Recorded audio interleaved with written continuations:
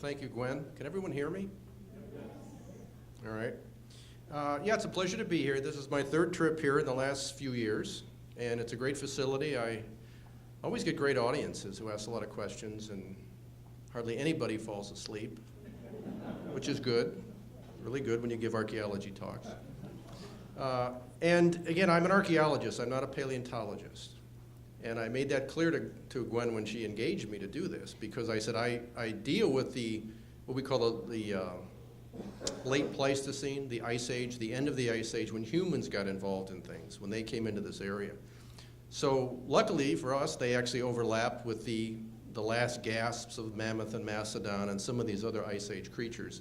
So here archaeology kind of dovetails with paleontology, and I've learned quite a bit about late Pleistocene mammal paleontology. But again, I'm not an expert in it. But tonight I'm going to talk about Mammoth and Mastodons, which is, appropriate based on what you'll be seeing later tonight. But also really the human interactions. Were they companions or were they the enemies of these animals? And I'll explain that as I go on. So first a bit about the Ice Age, or the late Pleistocene, the Pleistocene epoch, which is as much as 2,600,000 years ago, up to about 12,000 years or so. So it's a long period of time in terms of the geologic time span. And this picture, this rendering, is actually supposed to be showing you Ice Age Wisconsin, but it's pretty much the same as what you would have seen here about 13,000 years ago. So we have an American mastodon there that's walking through puddles, just to indicate that the environment would have been a bit different than it is today, although unlike what a lot of general conceptions are of the Ice Age, there wasn't snow and ice on the ground all year round. There were seasons just like today. The winters might have been a bit colder, a little bit longer. The summers were a bit cooler, maybe a little bit shorter. And as I'll see in a minute, there was quite a variation over time between periods that were what we think of as the Ice Age and periods that are more like today, is a cyclical type of thing. So this is the mastodon. This is one of the most prominent large mammals, or what we call mega mammals, on the landscape at the end of the Ice Age. And there's other little creatures running around behind, but I'll talk about those a little bit more detail. Now I want to put this one chart in here to just give you the idea, the realization that the Ice Age in terms of environment, even over the last 650,000 years, which is a really short time in the geological time span, there's a lot of variation in temperature. So what this is basically traces the concentrations of carbon dioxide in the atmosphere coming out of the late Pleistocene, again, beginning about, in this chart, about 650,000 years. So basically on the right vertical axis, you see there's warm at the top and cold at the bottom. The patches filled in with the yellow are basically warmer times, going from older to younger, from left to right. And the blue shaded areas are basically times of colder temperatures. And I think this basically reflects colder or warmer against kind of the modern standard of what we think about as, the way the environment is today, whether it was colder or warmer back then. So one thing I really want you to notice is basically there's just this undulating kind of up and down, warm, cold, progression. We call the cold periods glacial periods, and the cleverly call the warm periods interglacials. And if you can read at the bottom, there's a number of, in black, there's a number of labels that represent kind of the traditional 4 glacial epochs or periods that geologists define. But now we know today, and you can see from this graph, all the little peaks in between of warm and cold, that this is a very complex time. There wasn't just 4 cold spells and then 4 interglacial spells either. It was very variable. And these glacial periods could have lasted 50,000 to maybe 100,000 years, and the interglacials could have been 10,000 to 50,000 years in length. So if you go from left to right across this graph, it brings you up to 0, which is the present. I'm not sure why it's 0, but it's now, approximately. And this is the time, really, just before this is when humans come on the scene. So that red bar kind of represents the entirety of the time that humans showed up in the late Ice Age. It looks like a pretty thin bar, and that bar is probably maybe 25,000 years wide or long, and that maybe is a bit of an exaggeration. They probably weren't even here that long. So you have to understand that there's a lot of variability. What also makes you think about is, as you look at this, take the bar away, and on the far right you can see we're coming out of a glacial period, the last blue patch on the lower right there. It's getting warmer into what we call the Holocene after the Pleistocene. And you have what we have today. If you look at this and think about it, what it may mean is that we're just in another interglacial period. That it may just get cold again in another 10,000, 20,000 years, something like that. That may not happen now because of climate change and the evidence we have for the warming of the climate and other effects. And just today I looked up, just for the fun of it, just to look up what's the current concentration of CO2 in the atmosphere. And it's, whoops, I lost my thing here. Well, I lost my last bit. But up in the upper right, I put it on that graph, and it's 430 parts per million. So right now, the level of CO2 that's out there is pretty much above anything you see going back 650,000 years. So if that continues, we may not have another glacial period, which is great 20,000 years from now, but it causes problems now. So think about this as we go along, and think about what the animals, particularly the mega mammals like Mammoth and Mastodon, would have experienced, because they lived through these times, warm periods and cold periods. So they weren't just cold adapted. All right, this is a map of North America. It just shows you where the areas that were covered by ice during what's called the last or late glacial maximum, about 18 to 22,000 years ago. And a lot of you probably know about this. Ohio was maybe 2/3 covered by ice. And extended, across where the Great Lakes are today. So a good part of where we live would have been ice covered, and then freed of ice, and then covered again, and freed of ice in several different cycles. Here's the Glacial Map of Ohio, and all the colored bands that represent glacial features, whether they're, the lake plain of glacial Lake Erie, which is, if you go out towards Toledo, it's flat as a pancake out there as you drive. And then all the green are glacial moraines, where the glaciers advanced, melted back and dropped their load of gravel and clay and things on these bands. So it really just shows the advances and then the retreats, really the retreats of the glacier going back up to the north. And on the right, of course, is on the right side of that dotted line is the unglaciated Allegheny Plateau. That's the hilly part of southeast Ohio that looks very different than anywhere around here because it wasn't covered by glacial ice.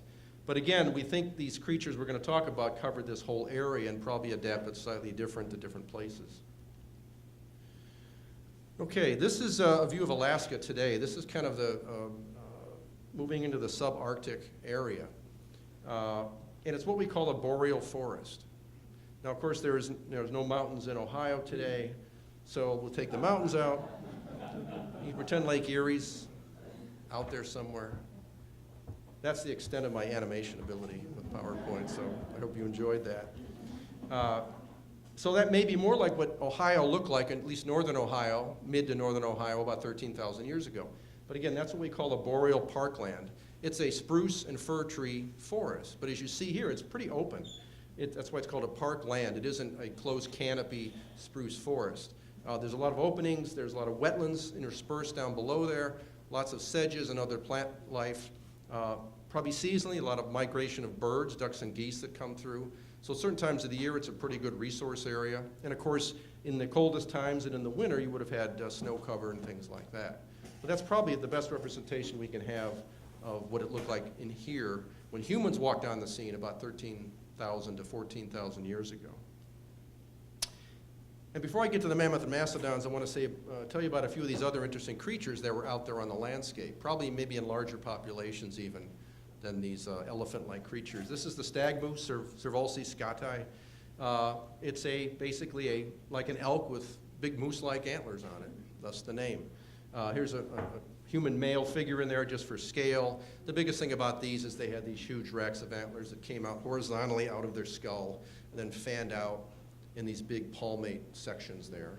There's been a number of the remains of these animals found in Ohio, just like all the animals I'm going to talk about. But almost only for a very few have been found with evidence of human hunting or exploitation, and that's where I'm going to get to here in a minute. One of my favorites is the giant beaver. Yes, Castorides ohioensis. It was first type fossil was found in Ohio, so the species name is ohioensis. It was a beaver about as big as a black bear. Probably didn't make dams like modern beaver because apparently its tail was more like a muskrat's tail, so it maybe that's a good thing. It didn't make huge ponds and things like that. It may have behaved more like muskrats do today, kind of burrowed into, burrows near water and things like that. But again, a pretty big animal on the landscape back at the Ice Age. Another one of my favorites, this is the Jefferson's ground sloth. And when Gwen read my introduction, she mentioned that we did study one called the Firelands ground sloth, which was found in Huron County, Ohio. There's another one of these things, a fossil that was sitting in this case, an attic in the Firelands Historical Society Museum in Norwalk since the 1950s, and nobody picked it up till about 10 years ago. We got to study it. In fact, it does have evidence of human butchering, and it's the only one we know about from North America that has that.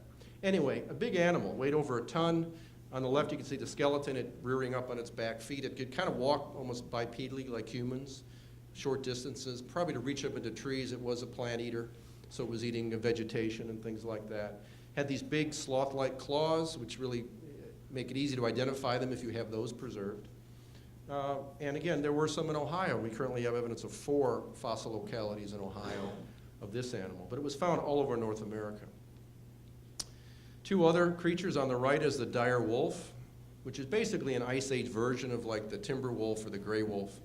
The body apparently was about the same size as modern wolves, but apparently, or at least paleontologists that have studied the remains of these animals think that it had really powerful jaws, more than modern wolf, and they think it might have been more of a bone crusher. That might have been how it got its food in a little bit specialized way, crushing bone of animals to get marrow, after it killed it, of course, and ate the meat as well, but it also could exploit some of that marrow. So otherwise, if it was on the scene today, it might not be that different looking than a wolf. And on the left is probably the most common Pleistocene fossil animal we know about in North America. This is the flat-headed peccary, Platygonus compressus. Here you can see him sparring off with the dire wolf, which I don't know if really would have happened, but it makes a nice picture. We know they lived in herds because they died in herds at times. We have fossil sites all over North America, a few of which have groups of them, 10 or 12 found together. So they probably moved around in herds. They were plant eaters. But it's the peccary is kind of like the wild pig of North America or the New World. There weren't any indigenous things we call pigs here. But this would have been a peccary that would have been about as big as a small deer, with really long legs and big tusks. So probably could defend itself. The Glyptodont. This is a kind of a relative of armadillo, which is another Ice Age animal. The remains of these have not been found in Ohio, but they've been found in nearby states and other parts of North America. Some of these got as big as like a Volkswagen Beetle, if you can imagine that. The Glyptodont. Another one that a lot of people don't know about, this is the giant short-faced bear, Arctodus simus. This was the biggest, baddest predator on the landscape. You know about Arctodus? You've heard of it? Oh, see? The short-faced bear. It had a pretty flat muzzle, probably looked a bit like a cat. There's a couple pictures on there, different renderings of it. The one up in the upper left is probably a lot what it looked like. The one on the lower right looks more like a black bear to me, but it would have been somewhat like modern bears, but as the upper right figure shows, it's the biggest animal of those 3. It was bigger than a grizzly bear or a polar bear today, with really long legs and probably could run very fast. Then the musk ox, the woodland musk ox. And musk ox, Arctic or tundra musk ox are still around today. But this was a form that was found in the woodlands, as the name indicates, in this region. There are some remains from Ohio and Kentucky. So like a big wild cow, cattle type of thing that would inhabit, maybe more solitary than the tundra ones living in herds, but they were around as well. And then a couple that are probably the best known or the most familiar, most sought after fossils, the mammoth. This is the woolly mammoth, Mammuthus primigenius, which is probably was the most common type of mammoth. There's 2 or 3 other varieties of mammoth, and there probably were 1 or 2 other in Ohio, perhaps. They're not always easy to identify from the skeletal remains, but most have been identified are woolly mammoths. So kind of a medium-sized mammoth covered with thick hair, probably because it was cold out a good part of the year. And you can see the skeleton. And then the Mastodon. This is the other elephant-like creature, other kind of an Ice Age variety of an elephant, although as you'll see, that name isn't that appropriate to call it an elephant. On the upper right is from a diorama at our museum showing a mother and small ones. and then the skeleton is on the lower left. So let me talk for a minute about these two types of creatures and how they're similar and how they're different. They both did live in Ohio, probably at the same time. This is just a simplified evolutionary chart of the elephant line, okay? So on the far right are the modern form of elephants, and then there's different types of creatures that came and went up to that point. Now what's interesting, if we look at this, the Mastodon branched off from the elephant family tree a good 27 million years ago. So actually, it's, in terms of evolution, is older. Its lineage is much older than the mammoth. The mammoth branched off just about 5 million years ago, all right? And it's more closely related to the modern elephants because of that. So they have different lineages. And again, the Mastodon is a bit of an older variety. This is the Colombian mammoth and Mastodon, just to kind of show you the differences in size of these animals. The Mastodon on the lower left, it was shorter. And to look at the skeletons, you can see the American Mastodon on top and the woolly mammoth on the bottom. And if you look at these skeletons at first, they may look about the same, but if you look closely, the Mastodon is actually a little more robust. It's got thicker long bones, it's a little shorter legged, kind of shorter profile. The lower one, the woolly mammoth, actually is rather slender looking. And in fact, if you compared this skeleton to a modern elephant, they look very much the same. One of the only differences is the mammoth tend to have this big kind of dome-shaped cranium here. And you don't see that, the kind of flat-headed mastodon skull there. So the skeletons are different. Again, they're not quite the same types of animals. And I know I've read some paleontologists that study these animals tend to equate the morphology of the skeleton of the mastodon closer to the pig than to the elephant, just based on the bones, the forms, the way they articulate. It wasn't really a pig, but it kind of looks more like it in terms of the skeleton. Just to point out that there were some real differences in these animals. The best way to tell them apart is by the teeth. On the left is a mastodon tooth. It has these high cusps, looks kind of like a sharp tooth. The mammoth is pretty much these flat, ridged teeth for grinding. The mammoth were kind of classified as grazers. They ate lots of seeds and plant material. You know, you have teeth more like other types of grazing animals, grasses, seeds, things like that it would grind up. The high cusp teeth on the mastodon was probably reflects it being what's called a browser. It ate a lot of leaves, coarse vegetation, twigs, things like that. Like deer today, for example. Deer teeth look a lot like this. They chopped up leaves and twigs and things like that. And what's kind of important about that, besides, you know, at a dinner party telling someone the difference between a mammoth and mastodon, is that that tells us differences, real differences in diet between these animals, and meaning they probably did not exploit the exact same habitats. Because if they had, they probably both wouldn't have been able to live here at the same time, but they apparently did. They just had little different ecological niches that they occupied. Probably the mastodon more in the wetland areas near bogs and swamps and glacial ponds, eating aquatic vegetation, spruce cones, things like that. And then the mammoth being a little bit more open areas with grass and things like that. And if you always struggle, like I used to know which name goes with which, mastodon with that pointy tooth or the mammoth with the ridge tooth, the name mastodon means nipple tooth, literally. So think of the nipple-like forms on the cusps there, and you'll never forget how to use these names.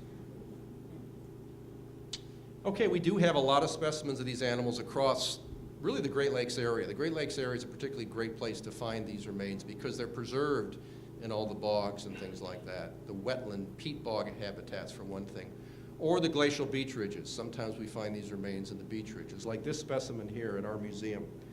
It's kind of been called the Cleveland mammoth. It's a baby mammoth jaw that was very interestingly found at East 40th and Euclid Avenue in Cleveland back in 1909 when they were digging a sewer trench out there. And it finally made its way to our museum, and we could tell by the size, the small teeth, which are just erupting from the jaw, that this was a very young mammoth. Probably a woolly mammoth, but can't say for sure. It's actually a pretty unique piece. And there's actually one from right around here. There's several from this region, and there's this one in particular that we have at the museum. We have part of the skeleton at our museum. We're calling it the Mudbrook Mastodon. What you're seeing on the right is the upper jaw turned upside down so you can see the teeth, but that's the maxilla, or the upper jaw of this animal. It was found in about 1957. There's a little news clipping that Gwen sent to me, and I think she told me more documentation of this animal. It was found on Barlow Road, and that's just about 3 or 4 miles southwest of here, by the old railroad line that ran across the road there, in this little creek, little wetland area, by some little young teenage boys found it, and it made the papers here in the Akron Beacon Journal. It was identified by a professor from the University of Akron. So it's a really nice specimen. It has 4 teeth in the upper jaw. And actually those are only 2 teeth on each side of the jaw there, even though you see all those cusps. The first one has 5 cusps in it, the one in the foreground, and that's the 3rd molar, like the wisdom tooth. The one in front is a 2nd molar, which is really heavily worn. I guess I should point those out. That's the 2nd molar. This is the entire 3rd molar, or like our wisdom tooth. These are up last from the jaw, so they're not as worn. And then this one's very heavily worn. And based on my very cursory knowledge of trying to age mammoth and mastodon remains by the teeth, the fact that there's so much wear on this 2nd molar probably means this animal died when it was over 40 years old. Just because we have one at the museum where there's the same teeth, but they're not as much wear. And that's been aged between 30 and 40 years. So it's at least 40, maybe 50 years old. And like elephants, these animals could live into their 60s or so, we think. You understand, most of our statements about behavior of these animals is either based on their food remains, their teeth, or comparisons with modern elephants, which sometimes work and sometimes don't. So, what happened at the end of the Pleistocene? Why are people studying this, and why do anthropologists and archaeologists study this besides just paleontologists? Is because there was this huge extinction event, which I'm sure you all have heard about, that happened at the end of the Ice Age. It was it wasn't the biggest extinction event in Earth's history, but it was a pretty significant one. It covered a good part of the northern hemisphere and parts of the southern hemisphere as well. We had 35 genera of large mammals go extinct. That's not 35 species, that's 35 different genuses or genera. And there's numbers of species with each of those genus designations. On the right, I know it's not easy to read, you don't have to read it, but there's a list of family and genus names, and then the 3rd column to the right is a list of radiocarbon dates, and these are called the last appearance dates. For any one of these animals, this is the youngest date we have from a bone of a peccary or something like that, which means it's at least, likely its last appearance, or at least the youngest remains we have. So if you kind of look at that, you can kind of try to get a chronology of when these animals went extinct. Some of the last appearance dates are very old. Some are, like the mammoth and mastodon, are fairly recent, up to maybe 10 or 11,000 years ago. There's just some of the more general names, the groupings you see here. So we talked about the Glyptodont, several kinds of sloth, the direwolf, a couple of kinds of bear. There actually were Pleistocene cats, lion-like creatures as well. Giant beaver, horse tapirs, peccaries, camels, stag moose, antelope, bison, and then the mammoth and mastodon at the bottom. And again, the mammoth and mastodon have some of the youngest dates, last appearance dates. So they hung around quite a long time down here, which makes them, also more interesting to archaeologists because that's when people were coming into the area. They overlapped, they coexisted for a time. What's interesting too is that this span of time, if we believe all these last appearance dates, this extinction episode covered at least 28,000 years. It didn't happen overnight. For all this whole range of different animals, in many ways were very different than each other, and also went through all those previous glacial, interglacial, warm and cold periods. Didn't bother them, but this last one, for whatever reason, they went extinct at the end of the last glacial period. So that's what we're going to explore a little bit more here. So archaeologists, paleontologists have thought a lot about this problem about extinctions. What caused this great extinction?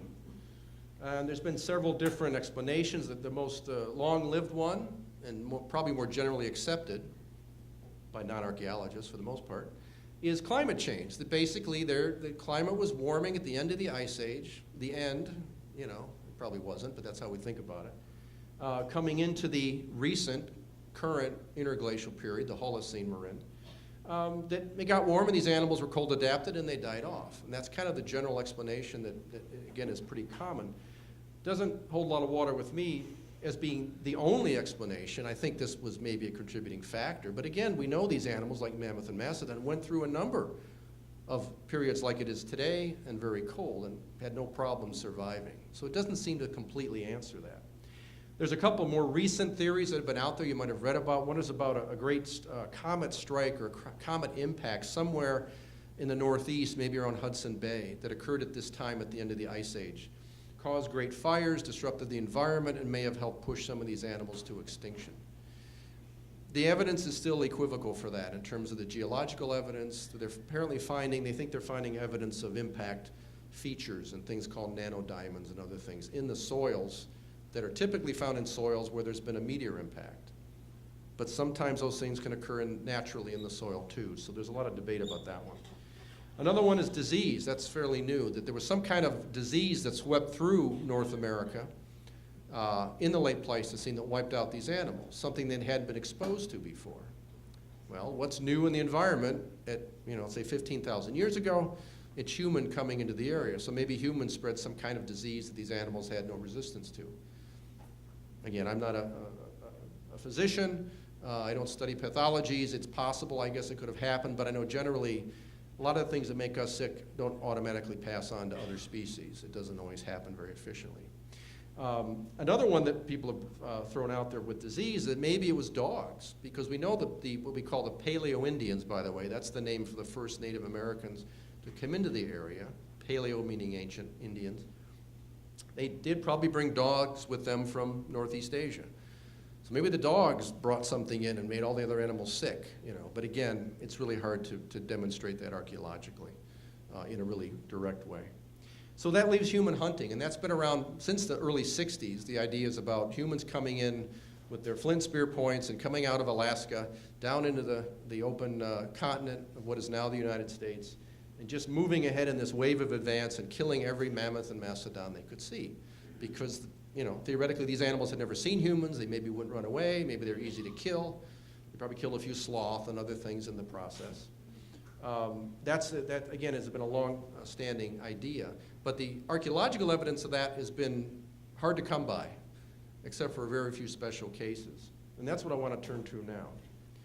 So the whole idea is that humans came into the area, they would hunt these animals down, they would butcher them.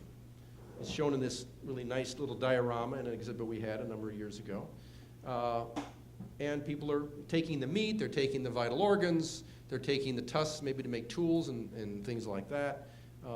That's kind of the scenario we're talking about. So if that happened, what do we look for archaeologically? What's going to be left behind from that kind of activity? Well, maybe something like this.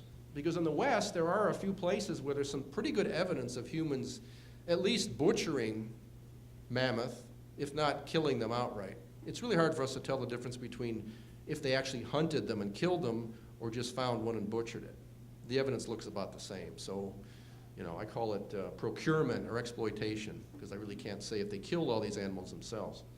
But this is the Colby Mammoth site out in Wyoming, and what you're seeing is basically the skeleton of a mammoth, a little bit messed up here, moved around a bit, but pretty well intact, laying on its side.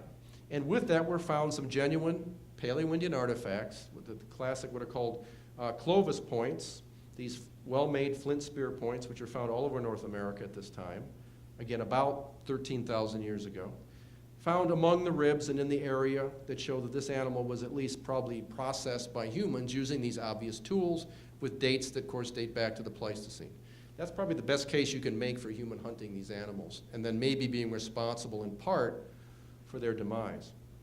Unfortunately, we have a few of those sites out in the West. We don't have anything quite like that in Ohio or the eastern woodlands or the Great Lakes, really. We do have a few sites, as I put on this map here.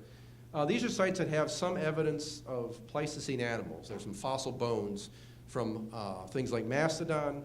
Most of these are Mastodon-related sites. We do have the Firelands ground sloth I mentioned up here. There's a wonderful site called Sheridan Cave out in Wyandotte County near Findlay, Ohio, that is a small Ice Age cave that's filled almost to the top with Ice Age animal bones of things like flat-headed peccary, short-faced bear, stag moose, and a handful of human-made tools. But there's still no direct connection between those tools and any bone that looks like it's been butchered. There's over 20,000 bones that have come out of Sheridan Cave. We have one bone with a cut mark on it, and that's a snapping turtle vertebra. So some Paleo-Indian at one time cut the head off a snapping turtle about 13,000 years ago, which is what I would do if I caught a snapping turtle. But that's not an Ice Age animal, or it wasn't an extinct species. So Sheridan Cave is also a bit hard to understand in terms of the human presence there. I think I know what it is, but that's another lecture I can talk about if you have me back. So what do we have as evidence? Some of the key sites I want to mention here. One's the Burning Tree Mastodon, which was found back in 1989. And like almost all these sites, it was found by accident. Archaeologists or paleontologists don't go out looking for these sites. People say, why?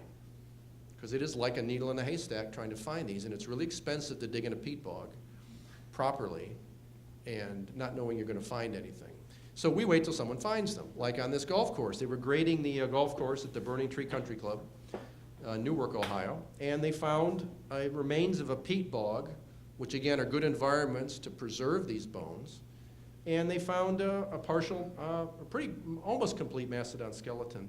And they luckily quickly called in an expert, which is Dr. Bradley Lepper up here. Brad is the curator of archaeology at the Ohio History Connection in Columbus. He kind of serves my counterpart there. Brad came out. Unfortunately, the people had, as they usually do, they pulled out all the bones out of the ground to help. And unfortunately, that takes them out of their original position, which makes it, you know, again, as you know anything about archaeology, the context is important. Where are these things found? What are they associated with? Were there tools in there? Were there Clovis points in there? Nobody found any, but if you ever dig in a mucky peat bog, it's easy to move things around for things to sink. So ideally, we don't want that to happen, but luckily, Brad was able to interview all these folks that were out there. Very helpful, very kind people, very cooperative. Someone actually had made a video as they were doing this, which was proved very valuable, because Brad was able to kind of reconstruct the positioning of these bones in the ground before they were dug up. And what he saw was kind of interesting. Now, this is not the way the bones looked in the ground. This is a diagram of a Mastodon skeleton with all the bones laid out. And I just put this up here to show you what bones were found and what bones were found together in the ground, clustered together. Because what he didn't see is a nice laid out skeleton, like the one I just showed you. He found bits and pieces, or they found bits and pieces of the Mastodon bones, and some parts that didn't seem to go together in nature. For example, everything connected by the red lines was found together, so some of the front legs, the pelvis, the skull, things like that. Normally one's at one end and one is at the other, right? So that doesn't work. The front legs, parts of those were also found together, other pieces. And then the blue shows that there was a section of the vertebra that was still kind of what we call articulated or together in place in the ground. Okay, so this is how they reconstructed the pattern of what was found there. And again, that's not typical of what we'd call a natural death site, a place where an animal died in, let's say, you know, these bogs back then were open water ponds. They weren't peat bogs then. So bones at the bottom of a pond, let's say, that were found, or along the edges of the pond. So we have some weird things here. We have, you know, some of the leg bones just isolated. We have parts of the neck vertebra, a big section of it.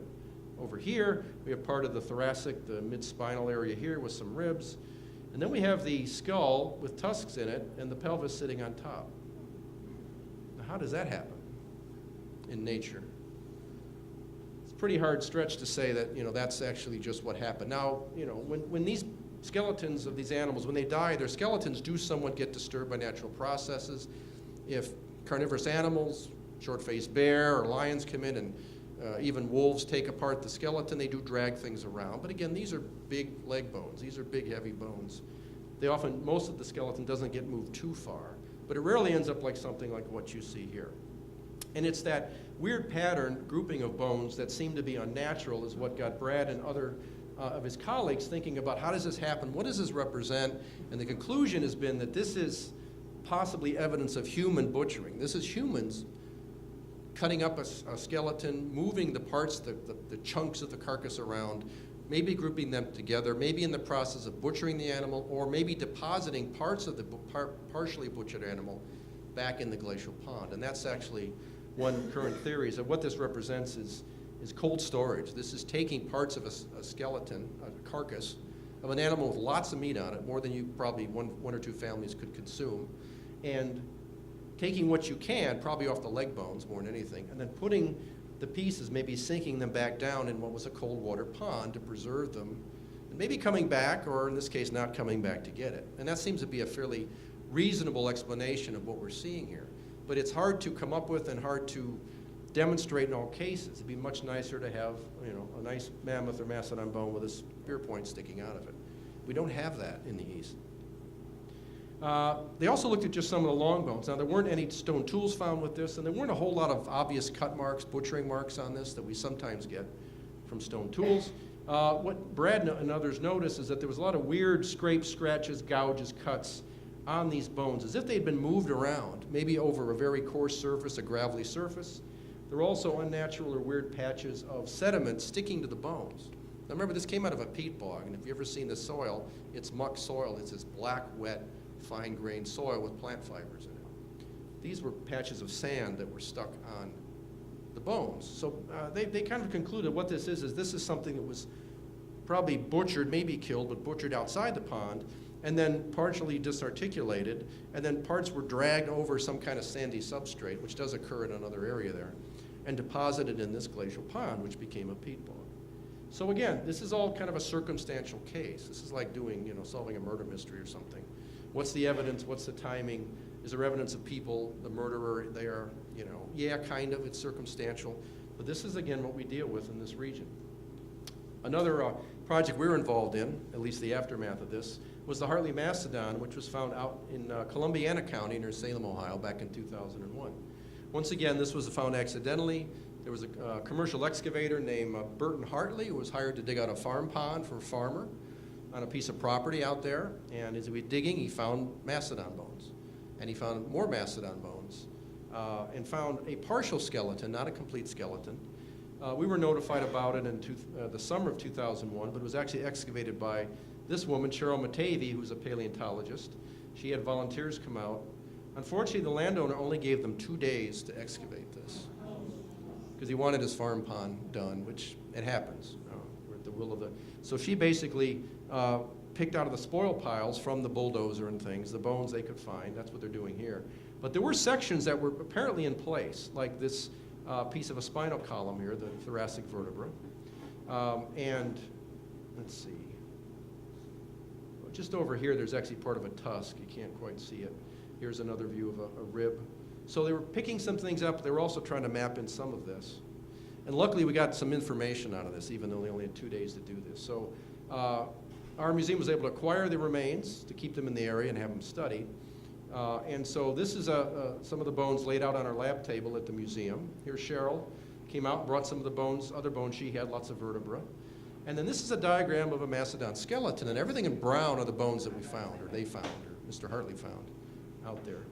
Okay, so everything in brown, so we got everything from the tusks back to the tail, not all the tail bones, but a lot of them, complete pelvis, all the ribs, but no shoulder blades, no legs at all, no long bones at all, not even a piece of these big, thick bones. But we had some foot and ankle bones. And the ankle and foot bones were kind of scattered over the rest of the skeletal remains. So again, what does this mean? What is this weird pattern we're seeing? If it's really weird, it may indicate people butchering, depositing pieces in, again, what would have been a cold water pond. And that may be the case here. Some of the foot bones also had, but the only parts of the skeleton that weren't in really great shape were these that had some tooth marks in them. See those tooth punctures? These are like ankle bones, and there's actually from canine teeth of some animal, could be a wolf, could be a dog. Some of the other bones are actually chewed. It's kind of like if you gave your dog a bone and they chew on one end of it. You actually can see the areas have been chewed off. Maybe as they were butchering this mastodon, if it was people, they threw some things to their dog. It could have been wolves scavenging a carcass. Don't know quite why it's just the feet that have that. And if the feet are there, why aren't the legs there, and how does that happen? So this Hartley Mastodon has some questions as well. It's well preserved. We could find no cut marks on it. And we looked at it like 3 times, and I had 2 other paleontologists come in to look at it. No direct evidence of butchering. The only thing we'd be able to find, and this is typical of these discoveries, you find just enough to keep you wondering. These are 2 of the vertebra. This is the 9th thoracic vertebra and the 10th. And these happen to be, this one was in place, and this is Cheryl's diagram of that I showed on that last slide. You can see a few of those vertebrae articulated together. And she thinks, based on her excavation, those were in place, those weren't moved by the bulldozer. Those were buried like that, but not the whole spinal cord or spinal column. We had all the vertebrae from the head almost. We missed the first cervical. I don't know where that went. But we have this all the way back to the T9, this bone here, and then it ends. We found the rest of the vertebrae, she did, they were kind of scattered around here. All right. So weird. One tusk was laying over here, which made some sense if the skull was here. Mr. Hartley pulled the skull out with his backhoe right there, so that's where it was. So first of all, you have part of a spinal column, but we did find the other bone. Now, if you look at these, maybe look at it carefully, I noticed that there's a little bit different color between that and that one. This is actually more heavily stained with peat. And in these peat bogs, you get some really dark staining. This is a little bit lighter brown, kind of a blonde color. So to me, that means that indeed these two things were not buried together. This was where it was supposed to be at the end of this section of spinal column. This one was away, scattered away with all the other vertebrae. So again, this may indicate that humans, cut the spine in half or split it as a way to break up this carcass and maybe move it into the pond or partially butcher it, something like that.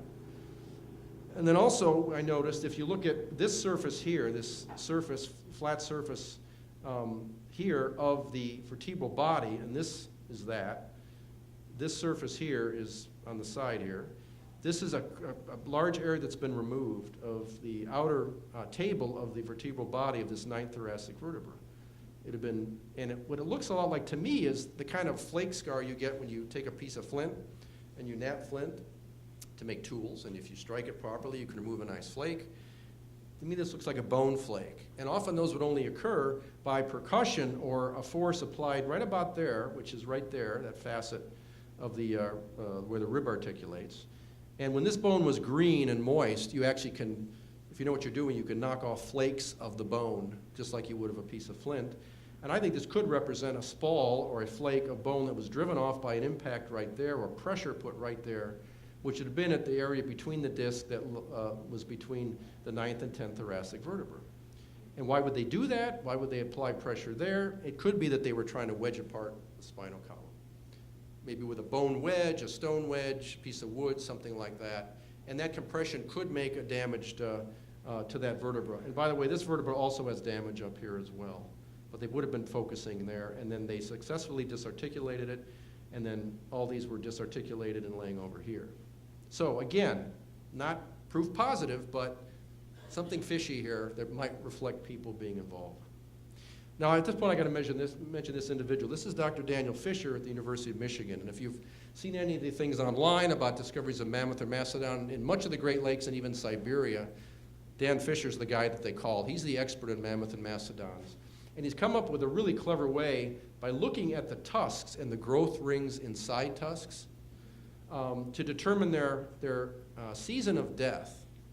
Now normally, like trees, there's annual growth rings. And again, tusks are actually modified medial incisors, just like our teeth right here. But they're very modified and they grow out, but they grow over time. And they make these rings, these concentric rings. Well, Dan's been able to identify what he thinks are 20-day growth rings, or a fortnight. So very short intervals of time. And by counting the rings, and he's able to determine, based on normally when these animals would be born, like in the spring, like elephants today, and then counting the time from the origin of the growth of the tusk out to the outer edge at the time of death, and just basically using as a calendrical scale, figuring out what was the season of the year, the couple of months together when they would have died. Is it summer or fall, or winter or spring? And what he did is he took samples of tusks, and by the way, to do this, he has to thin section these, so he has to actually cut into the tusks. So I don't know if they want to do that with the tusk here, but he could tell you the season of death. Why is that important? Well, we're looking at sites, and he took tusks from sites that are found in Michigan and Ohio and the Great Lakes that are obvious natural death sites. There are sites that look like the animal just died, and the bones are pretty much there. And he took tusks from sites like Hartley Mastodon, Burning Tree Mastodon, and others that look like possible kill or butchering sites, and compared the season of death. And he found that generally the majority of the tusks from what would be natural death sites, the death was in the winter, springtime, which is really the harshest time for these animals. This is when food would have been very sparse. People are getting through the winter, Mastodon, through the winter and would have died. So that's kind of a natural thing. And that makes sense. So if the natural death specimens seem to match up with this really harsh season, a natural time of death for these animals.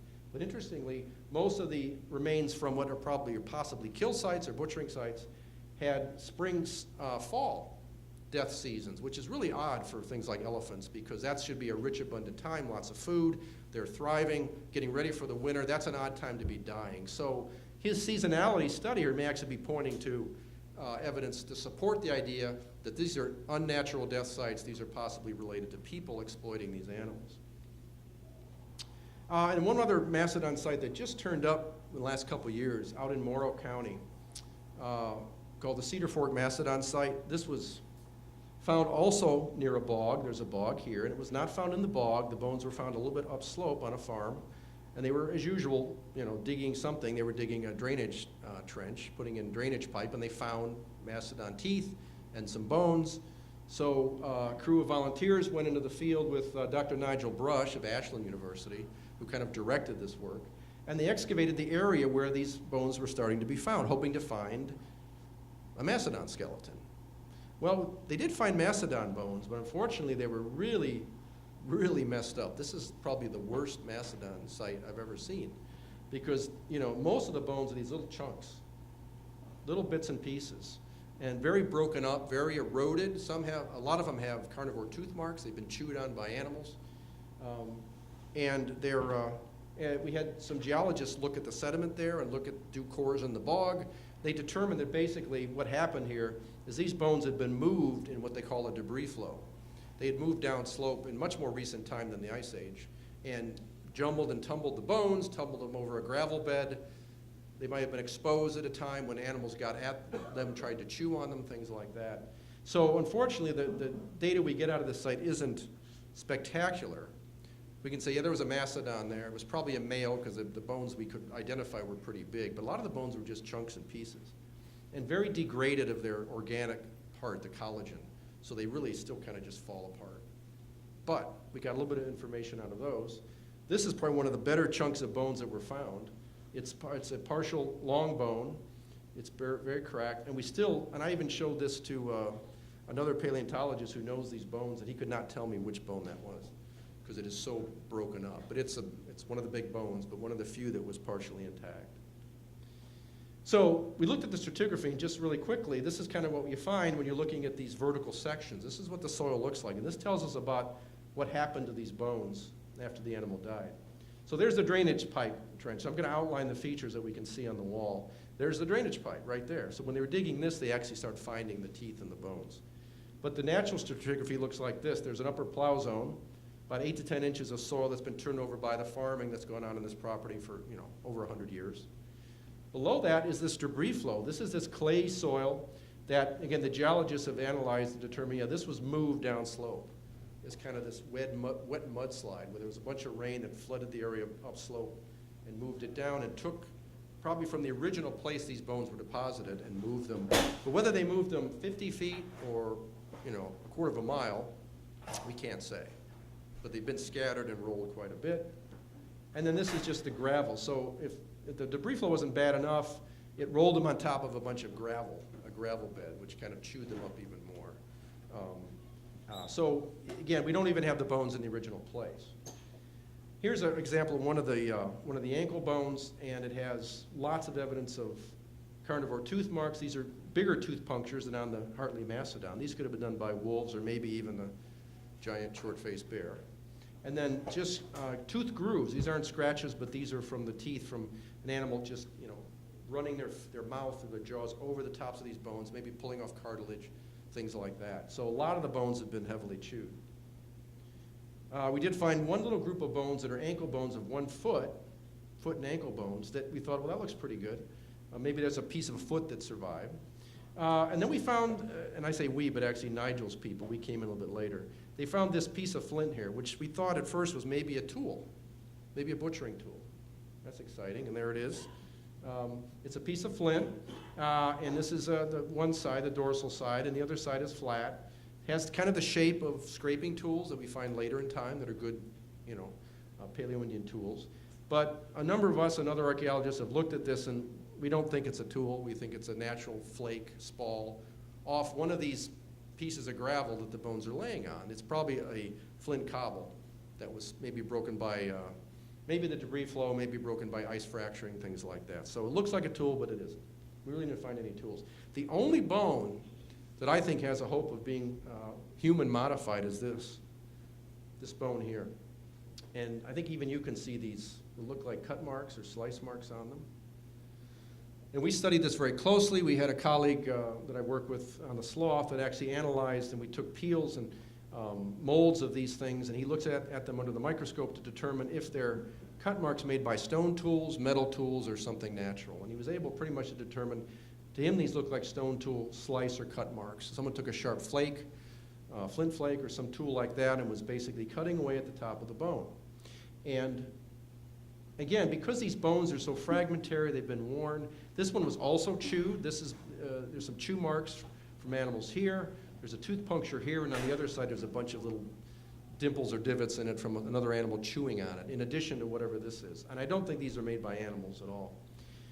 So we studied this, and we also took a while to figure out what bone is this. And you think it would be easy to figure out what these bones are. It's not.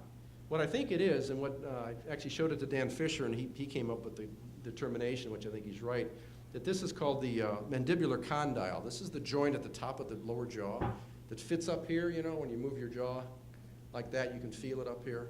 This is the little round part at the top of the ramus, the top of the lower jaw that comes up. And it's been cut or broken away from the rest of the jaw. And it, again, was found, this actually was found in the initial digging of the pipe trench out there, but it isn't, they didn't use any metal tools that would have made these marks.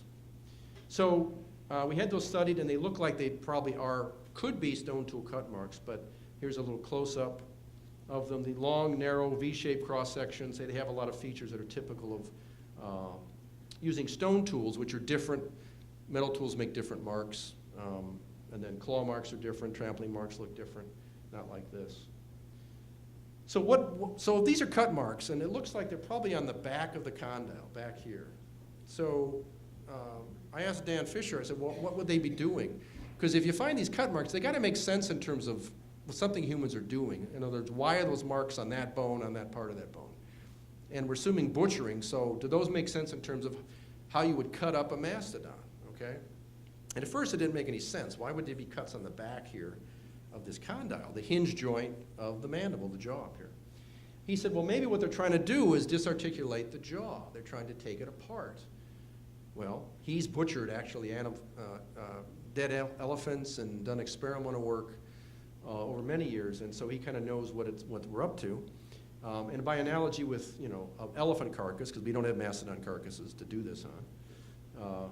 This is actually a picture of a human jaw, but what we have, the articulation of the joining of the hinge joint of the jaw with the skull is covered by a joint capsule, like our knee joints or others, and then there's these ligaments that attach the bone to and anchor it to parts of the zygomatic arch here in a human skeleton, but the same thing for elephants or mastodons. So to get that loose, you have to cut this away. And ligaments, like tendons, are very fibrous tissues. They're not easy to do. And I think with a stone tool, you probably have to do these strokes and cut away at it. And so what Dan's idea is what they're doing is they're cutting at the back of this to remove the jaw. And I think they might not have quite done it either well or successfully, because there's a lot of really deep cuts here. And if you're doing it successfully, you probably don't need to cut this deep into the actual bone. Because remember, the tissue they want to get at is on top of this. But they actually cut down into the bone.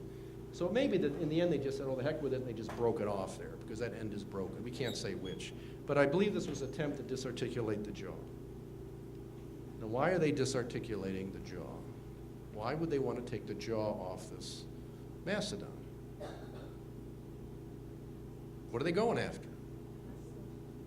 Not the tusks. The tusks are articulating up high, and they can pretty much cut those out.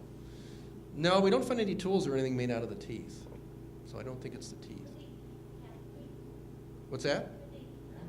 Well, they were disarticulating it. They may have taken that skull off too, but they were definitely taking the jaw off, having it drop down. What's in there? Right there. There it is. The tongue.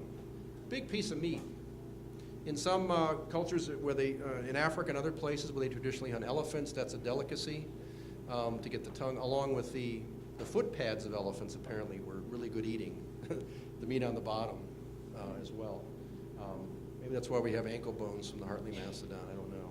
But anyway, yeah, probably to get at the tongue, and the best way to get it, it's hard to go at it this way to get it out, because again, that's a big piece of tissue.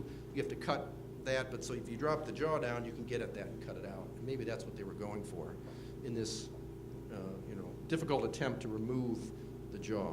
So that's kind of as far as we can get with this, or the Hartley Mastodon, or the Burning Tree Mastodon, just to kind of show you that we have enough evidence together to say that I think humans were exploiting these animals to some degree. I don't think it looked like this, but they were, I think, partially at least involved in the extinction of at least some of these species, because we have now direct evidence of them hunting mammoth, mastodon, ground sloth, and a few other of these Ice Age creatures. Not as many as there should be, but it may be that partially these animals were already going extinct, maybe for climate change or other reasons, or infected by dogs or something over time, and their numbers, their populations were diminishing anyway.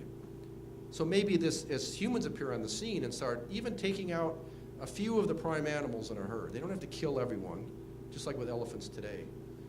Elephants are apex species in Africa, right? They're the top of the food chain. They modify the landscape. But a lot of these cases have shown in the living world that if you take out parts of these important populations, it degrades them to the point where they may not be able to compete in the long run and survive in that environment. And that may have been what happened to at least some of these Ice Age animals, with humans being part of the story. So we'll never have the exact answers, but I think we're kind of starting to approach enough evidence that's saying, yeah, humans probably did have part of this. And that's why I'm an archaeologist and study these things. Thank you for your kind attention.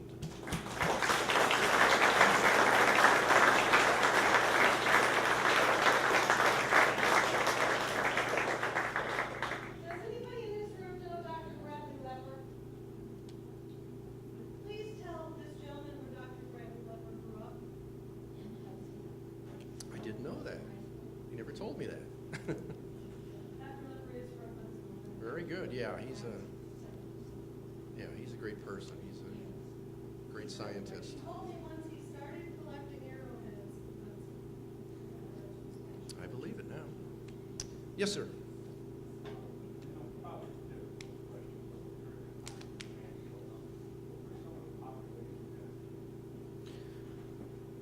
What were the population densities when people showed up in this area at the end of the Ice Age? We can't say for sure, but of everything, compared to everything that comes later, we have a lot of sites, a lot of Paleo-Indian sites, but they're pretty well spread out, and they don't look like anybody stayed one place for very long.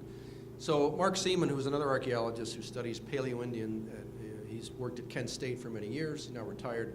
Mark estimated that probably when these people came to Ohio and occupied Ohio, there may have been no more than maybe 600 or 700 people in Ohio. So very, very small populations, and mostly small family groups who moved quite a bit around the landscape to make a living in this Ice Age landscape. I have no idea. That's something I couldn't tell you what the animal population. It doesn't seem like it. It doesn't seem like they could have had that big of an effect. But, it's been shown in other areas that they could have had some effect on it, especially if they focus on certain of these species for certain times. But again, the human population was not large. I couldn't tell you what the animals, but in their prime, it would have been like Africa, like the Serengeti and places like that, with these huge animals thriving. Yes, ma'am. So, exploitation, is that assuming they killed more than they needed, or food source, or that they... You mean to lead to the extinction, to cause the extinction? Well, I'm just interested in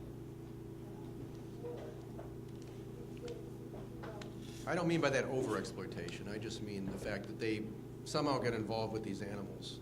Right, yeah, maybe I wasn't clear, but yeah, I didn't mean that they overhunted. They probably couldn't have, because one butchering session could have provided more meat than you could eat probably the whole year. But again, I think it's a different kind of impact that could have occurred. It must have, if it happened, it must have been at this kind of different impact that affected key species. Yes, sir. Back. Yeah.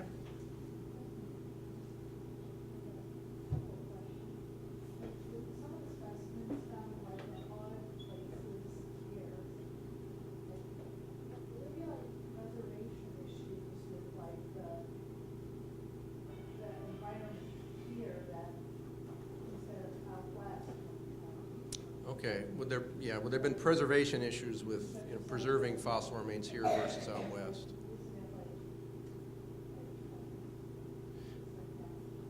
Well, the bones, for example, seem to be better preserved in the drier, arid areas in the west, and they're exposed more readily than here because we have vegetation cover, forest cover, right, things like that. That would cause like more decay, rapid decay and stuff. Well, it's different. Because being a temperate environment, we have more decay more quickly. But we also have these glacial deposits like bogs and swamps and things that tend to preserve these bones better than they would normally. But again, like any fossil, a bone has to be buried rather quickly to be preserved, and most of them were not. Also, with like all the different theories, couldn't you probably just a combination of maybe a little of all of the above? Changing climate could have caused like maybe that had other effects that could relate to things like disease on top of like the human presence. I think you're right. I think there's probably 2 or more of these causes I listed that might have affected that. And disease could have occurred as populations got weak and got small, things like that. I'm not sure about the meteor part of it, or the comet, but that would have been a totally unrelated cause. Because actually, I think like it would take like a large meteor or large asteroid impact if it's going to have that. Probably. Yeah, they're not proposing that. I think like a sudden rain and it's all over. That I don't think that really. I think that's very rare that ever. I agree. I think it's less likely.